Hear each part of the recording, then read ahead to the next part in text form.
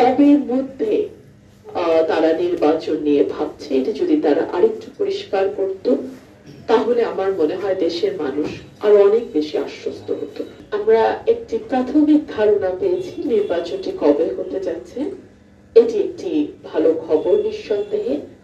তবে আমরা আরো বেশি আনন্দিত হতাম এবং আশ্বস্ত হতাম, দেশের মানুষও আশ্বস্ত হতো, ঠিক রোড ম্যাপটি কি হতে পারে, কবের মধ্যে তারা নির্বাচন নিয়ে ভাবছে, এটা যদি তারা আরেকটু পরিষ্কার করত, তাহলে আমার মনে হয় দেশের মানুষ আরো অনেক বেশি আশ্বস্ত হতো। আপনারা জানেন যে দেশে 5ই অগস্টের পর থেকে নানান মহল বিভিন্ন রকম ষড়যন্ত্রে ব্যস্ত।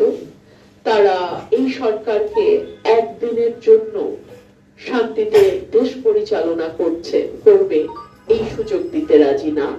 সেই জায়গা থেকেই আমরা বিশ্বাস করি, দেশের মানুষও বিশ্বাস করে, একটি নির্বাচিত সরকার যত সহজে এই ধরনের অস্থিতিশীলতা বা সমস্যা মোকাবেলা করতে পারে, আর কোন সরকারের পক্ষে তত সহজে এই ধরনের সমস্যা মোকাবেলা করা সম্ভব নয়।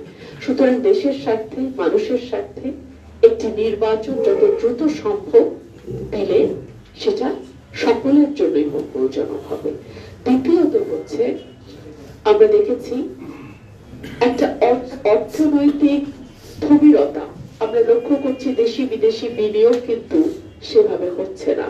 বিকজ বিনিয়োগের জন্য একটা স্টেবল পরিবেশ সকলেই চায়। ব্যবসায়ীরা বিনিয়োগ করবে তখনই যখন দেশে একটা স্টেবল অবস্থা বা স্থির অবস্থা বজায় থাকবে।